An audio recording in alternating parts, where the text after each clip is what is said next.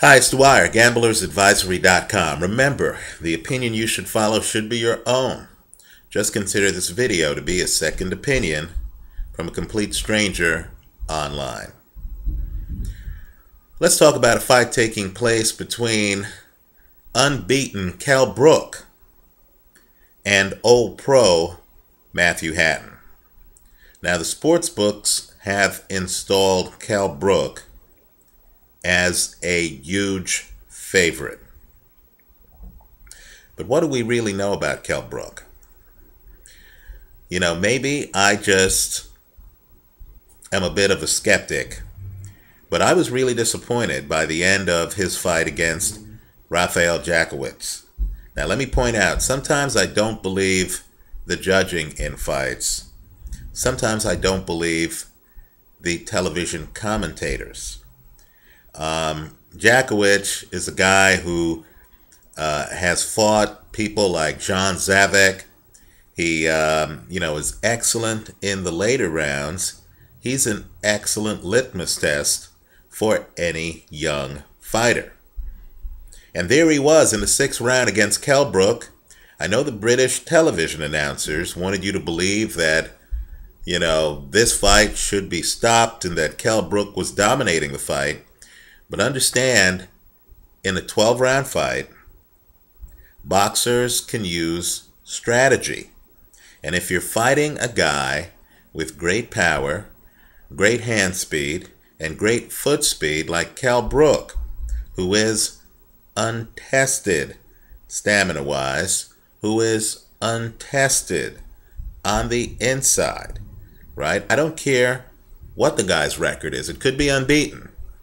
Untested is untested. A lack of experience in certain areas is a lack of experience in certain areas.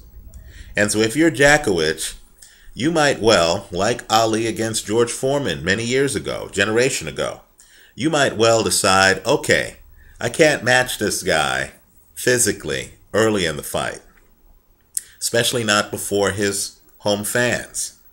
But I'm going to take this fight into the later rounds, then I'm going to put my foot on the gas when his foot speed has slowed a little bit, when his hand speed has slowed a little bit. I'm going to up my tempo. I'll test him, and then we'll have moments of truth in the championship rounds. Now, that's valid strategy. Quite frankly, that's sound strategy. I have no idea why the referee in that Kell Brook Rafael Jakowicz fight denied Jakowicz the right to use that strategy, prematurely stopping that fight in the 6th round. Now, this video is not about that fight. What this video is about is the fact that Kell Brook still is untested in the later rounds against contender-level opposition.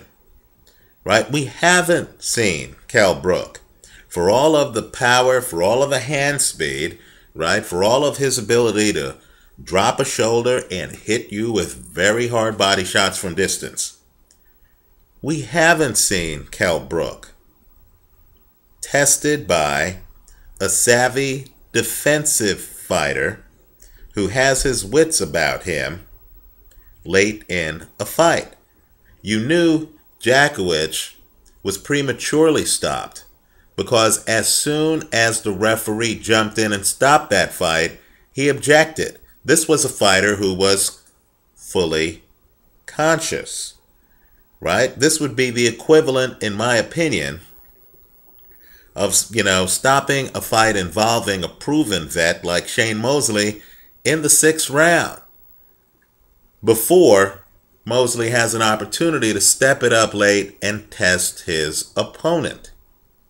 Well, Matthew Hatton has that opportunity. We know much more about Matthew Hatton than we do Kell Brook. I understand Kell Brook's a big favorite. I'm not here to say Kell Brook loses this fight, but what I am here to say is that Matthew Hatton, who once got off the canvas against a very difficult opponent, Yuri Nishenko, was on very shaky legs, got his wits about him, took that fight the distance and earned a decision, right? My point is Matthew Hatton, who fought Canelo, who hits as hard as anyone at 154 and lower, and was able to survive for 12 rounds against one of the hardest pound-for-pound punchers in the sport. We know Matthew Hatton is a gamer, and we know Matthew Hatton has excellent defensive skills. He's only been stopped once, and that was several years ago. Right? So, the bet I'm recommending in this fight, especially since I thought Rafael Jackowicz was completely coherent when the last fight was stopped and figured out Kell Brook's punch pattern, is I like the over 8.5 rounds. In this one, I'm expecting this fight, in which Kell Brook is a huge favorite, to go several rounds. If you're even bolder than I am, you might want to consider the over 9.5 rounds. And keep in mind, just so we're clear, right? 8.5 rounds means the midway point of the 9th round, right? 9.5 rounds means the midway point of the 10th round. You know, all I'm saying is sometimes there are fighters who work on parts of their game in the gym, and when they're in the ring, they're doing their bread and butter moves, but if pushed, they have plan B and plan C. Do we know, do any of us know, whether Kell Brook can take a punch? What happens if Kell Brook gets knocked to the canvas like Matthew Hatton was knocked to the canvas against Yuri Nishenko? What happens if Kell Brook goes out there, is aggressive offensively, throws punches that have stopped others or that have caused referees to stop fights in the first 6 or 7 rounds? And what happens if Matthew Hatton is still there, as he was against Saul Alvarez?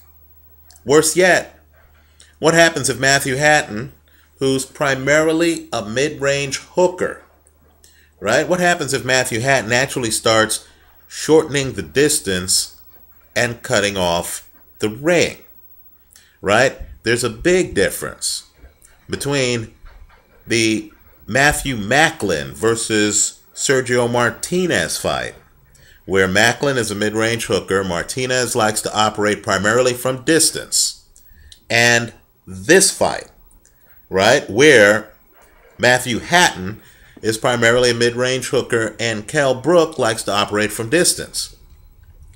We've seen Sergio Martinez in the later rounds against guys with big punches like Kelly Pavlik, right? We've seen Martinez in the later rounds against guys with great stamina and high volume like Paul Williams, right? We know how Sergio Martinez comports himself in the later rounds against quality, world-class opposition. Do we know that with Kell Brook? You know, Kell Brook might be the next great boxer out there. I'd certainly love to see him fight Floyd Mayweather.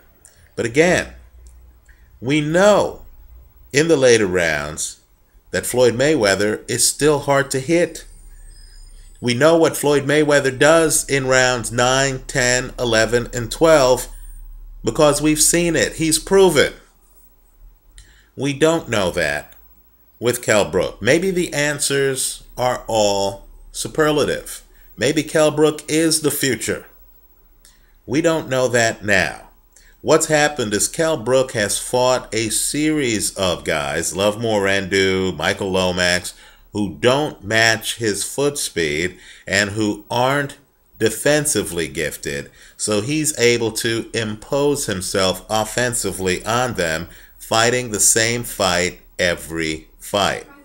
We don't even know, quite frankly, if Kell Brook can make adjustments in the middle of a fight, right? Because, you know, Kell Brook simply hasn't been pushed to the later rounds, hasn't been really allowed to fight in the late rounds against quality competition. Lovemore Ndu did go 12 rounds with Kell Brook.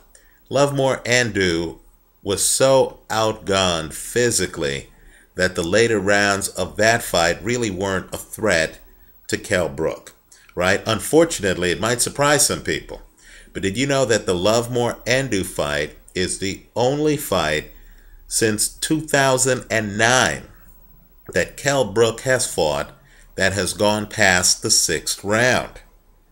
Gamblers need to proceed with caution.